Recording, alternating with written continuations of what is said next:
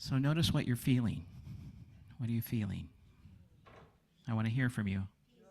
Peace, gratitude, reverence, connection. What was that? Aligned, oneness, peace, open-hearted, vulnerability. Vulnerability is a strength.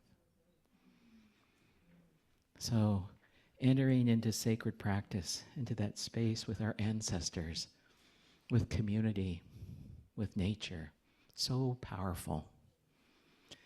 Each candle represents one of the four nations.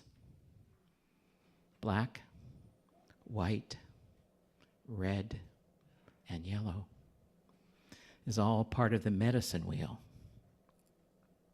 You've probably seen medicine wheels if you've traveled and looked for them. They dot the landscape, not only across our nation, but other cultures have used them as well. So you have the four directions that represent the four seasons. You heard me talk about the seasons. You also have stages: birth, youth, end of life, and beyond. Elements are represented. What are the four elements?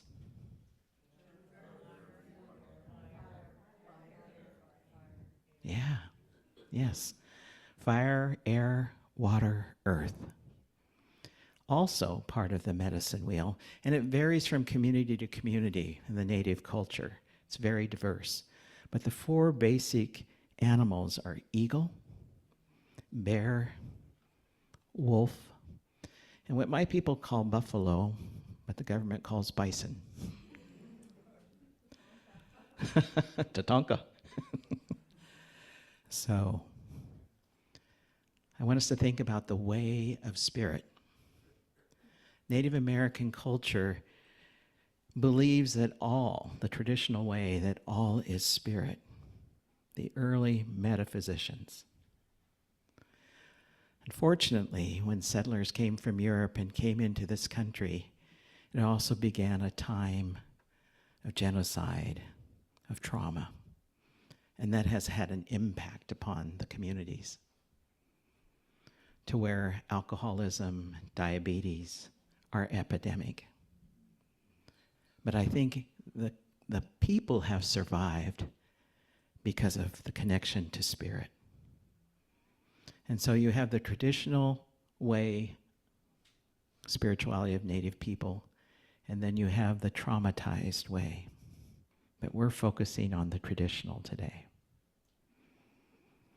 It is always about relationship. Relationship that means harmony,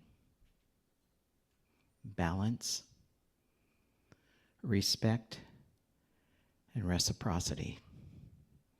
Reciprocity is exchange for mutual benefit. And we are one people. Whether, as I said, two-legged or four-legged, winged, we are one people.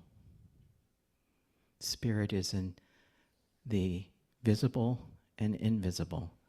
Spirit is here, spirit is here, spirit is all present. Black Elk, a Lakota elder, he said, the first piece, which is the most important, is that which comes within the souls of people when they realize their relationship, their oneness with the universe and all its powers. And when they realize that the center of the universe, it is here that the Great Spirit dwells. And the center is really everywhere.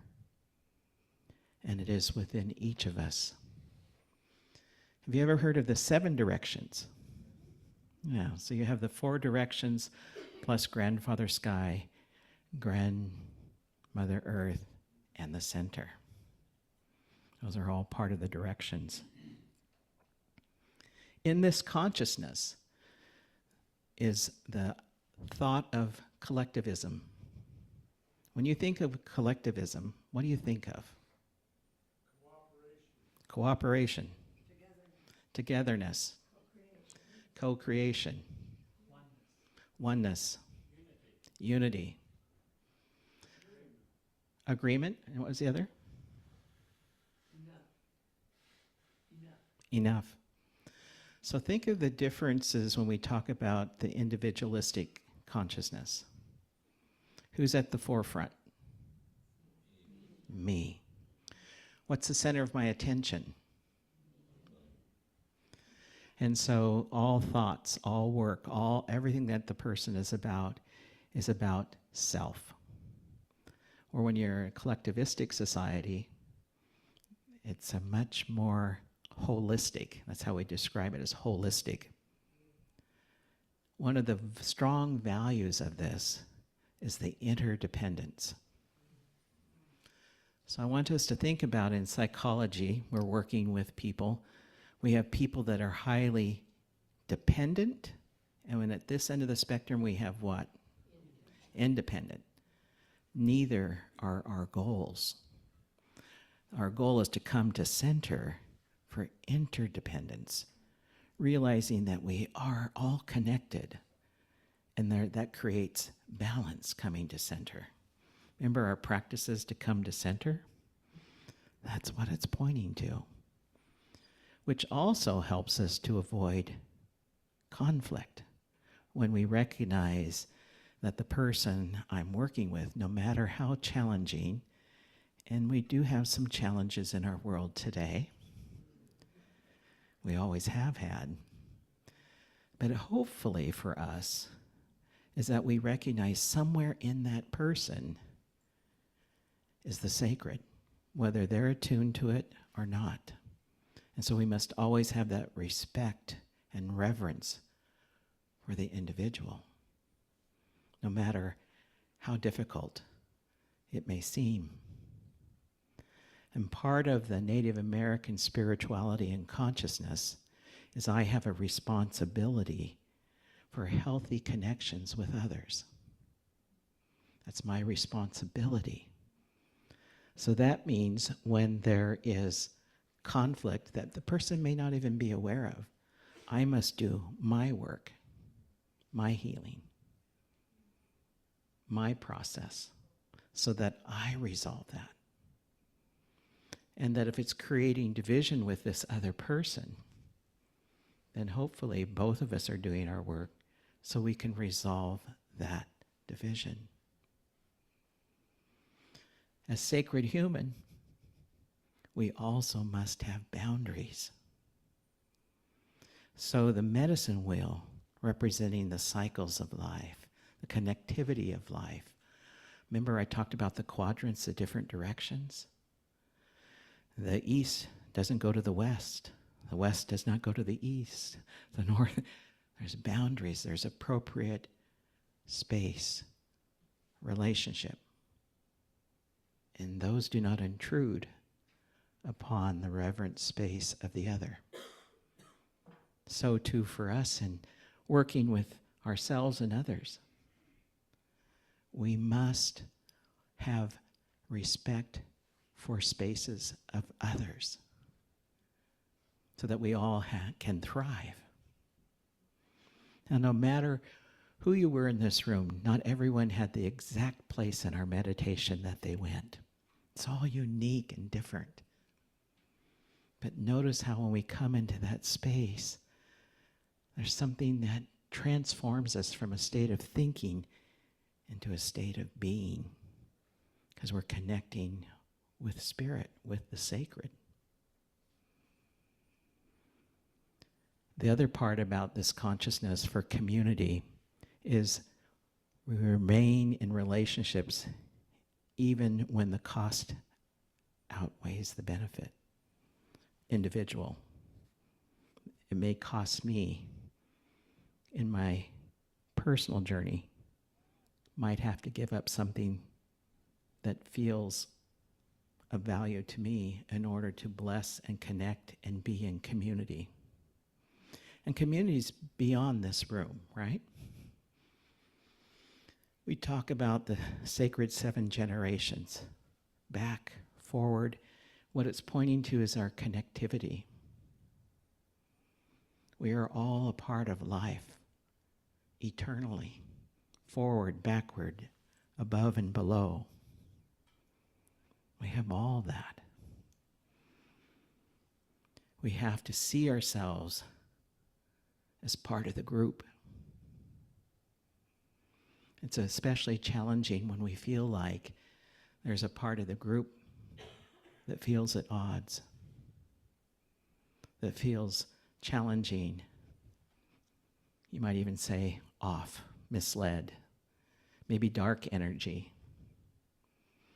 And so you notice when we come into a dark space, if this room was completely dark, what happens when one match is lit? The darkness dissipates. That is our call. Just like we were singing earlier, to be love, to help heal our nation. And we can't do it by obstinance. We can't do it through violence. The most pervasive thing that helps people heal is what? Love. And when we have to face something that is challenging and dark and maintain love, that is a challenge. That's why our practices are so important, so that we hold to that knowing and allow that to emanate from us, even long before we speak. So we want to ask ourselves, where am I in my practice? Where am I in my journey? Because if you're like me, I have some things to work on. We also, part of the consciousness for this culture is a focus on relationship with others. And remember, it's always about balance. Not all on others, not all in self, but a balance between, and holding boundaries as we move through life. Native American consciousness also says that when there's upset, illness, sickness, that things are out of balance.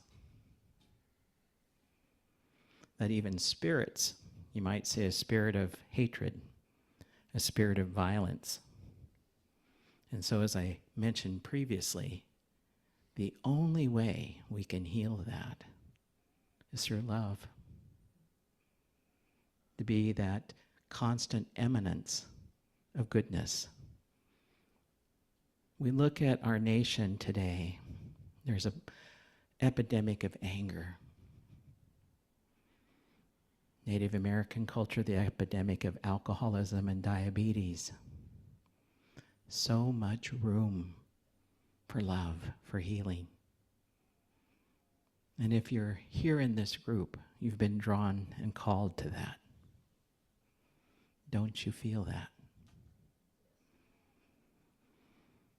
So Native American people view health and well-being as the balance that I've been talking about. Mind, body, spirit. So that means we also have to take care of body. Mind. Mind is different than the brain. We now recognize that the brain is not only here, but throughout our body. And at this moment in time, as we're sharing, our minds are mingling. It's far beyond the confines of our physical body. We are co-creating this experience. Neuroscience tells us that. Isn't that amazing? The founders of metaphysical ways, it's what they taught, what they knew, and now it's being scientifically proven and shared. Always, all is focused on community. And so if there's an imbalance in community, it's a call to members to come back to self and rebalance self. If I'm out of balance when I show up, then there's an imbalance in community, right? So our spiritual practices are imperative. I don't know about you. If I don't do them, I don't feel quite right. How about you? Yeah. We also believe that it's imperative that we live in harmony with nature, with Grandmother Earth, Grandfather Sky, that we see land as a living being, sky as a living being, earth as a living being. Ever been out on the ocean and just stop for a moment and feel the breathing of the ocean? It breathes. And so when we go to the place in nature, whether it's in our mind or actual out in the forest or beach or wherever it is, listen. Listen to the breath of all of life that's there. Practices that we have embodied to represent our connection to the natural world, the smudge, the setting of the four directions, sweat lodge, vision quest, silence. Because in silence, what are we doing? Deep, deep listening. Listening for the pulse of life.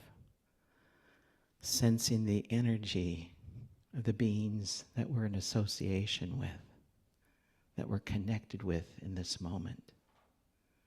Can we sense what is going on with them? Windsong mentioned vulnerability.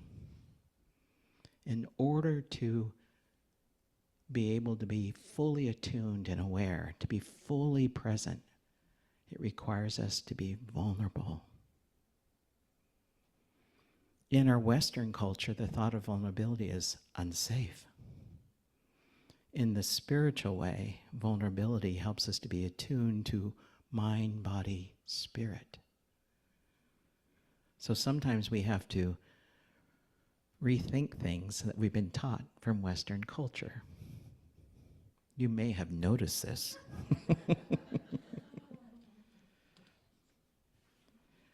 The medicine wheel also represents boundaries, like I mentioned, connection to the universe. You look at the wind, we see it in swirls. Even we look at Grandmother Earth, she is what? Round. Everything.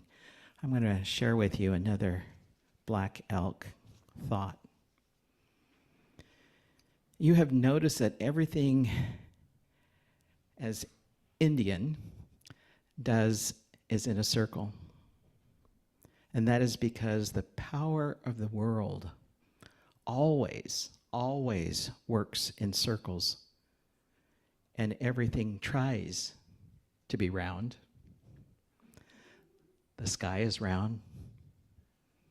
And back in his day, he passed in 1950. He said, I have heard that the earth is round, like a ball.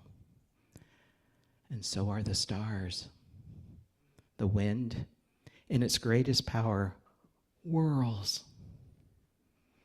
Birds make their nest in circles because their religion is the same as ours. Even the seasons form a great circle in their changing and always come back again to where they were. The life of a man is a circle from childhood to childhood. And so it is in everything.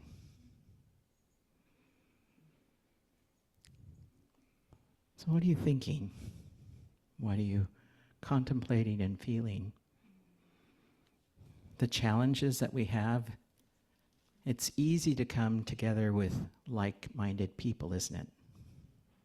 easier than going into the dark places. Some of us are actually called to go into those dark places. And when we are called to go into those dark places, we are called as healers. And so awareness, notice what Windsong creates with her music. Healing space, space of opening, of welcoming. Using music and the sound of the voice, that energy going out.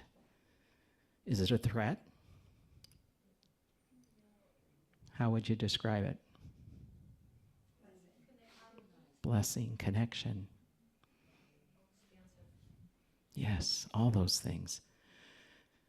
It's one of the things that drew me to Kathy many years ago is when she starts creating that space.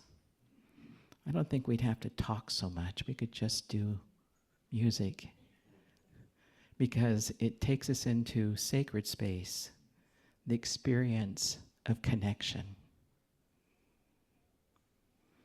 So I ask us each to take a moment and think about, where is it in my life that I find myself especially challenged? In my personal life, with family members. I always say, if you live alone, you probably still have difficulty with the person you live with.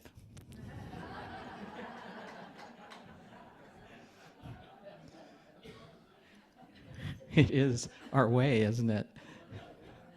So sometimes you have to sit down and have a talk with yourself. So put 2 people in a room or 3 people, we have to be attuned to each other as well as self. And so it's a call in our community here. Are there ways that I can bring myself more fully to this community? It always begins with us in our personal practice, doesn't it? That's the challenge. That's the call. That is the gift that we have. Because if I can enter into the sacred space, even as I'm driving my car, vacuuming my home, washing those windows, then I can take that to community. And a gathering like this is a light here, isn't it? And more important is that light as we face the darkness that we're dealing with today in our culture. So, am I experiencing that interconnectedness? Am I working on my interdependence? Am I working on balance and harmony and respect and reciprocity? The big questions. And how do I leave this lifetime? What is my legacy? Because we're living that legacy right now. We're living our karma right now. And there's ways of being and doing that as we move through this day, we can change our karma. What's talked about as eating the karma, so that we can create a new path for ourselves and others.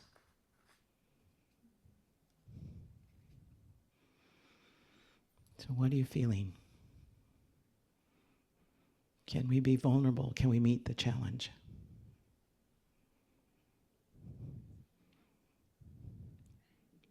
What emotions are you feeling? I want to hear from you. Fear? Grief? Curiosity? There was one here I didn't hear. Gratitude? Abundantness? I feel in your voice and the connection here that I am in the forest. I am smelling the bark of the trees. I am walking on the ground. Feeling the forest, smelling the bark, the trees, the ground. So, go ahead. Longing. Optimism. Co-creative. What was that? Determination. Yes, we can take the challenge. We can take the challenge. I want to leave you with a story about the buffalo. Interesting. Remember the pictures you see of them in Yellowstone? They will blaze the trail through the snow. So I think it's important for us to think about their journey. Most of us, when we come up against a challenge, we go, challenge here, we go, When the buffalo encounters the storm, the buffalo turns into the storm. Because what they know, and they have survived all these generations, is that when we turn into the storm, it is the shortest path to going through to the other side. So the encouragement is to turn into the storm, to allow ourselves to emanate the light, to emanate love. So I invite you to close your eyes. Take a long, slow, deep breath in together.